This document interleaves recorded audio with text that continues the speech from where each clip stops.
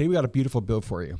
It is the Phanteks NV5, and today we're building NV5 in the whiteout fashion. We've got the B650 AORUS Elite Ice AX board coming in, which is an all-white PCB coming in from Gigabyte. 1700 X3 down the socket. Down in the NVMe slot 1, we have a 2TB KT3000 drive coming from Kingston. That is an NVMe Gen 4 NVMe drive. And over here for our RAM, we have 32 gigs of Team Delta RGB. That is 6330 RAM, 4070 Ti AERO. Fantastic card to match the aesthetic of today's build. So we're gonna make sure we get a really good seat here. It's in. It's quiet, but it's in.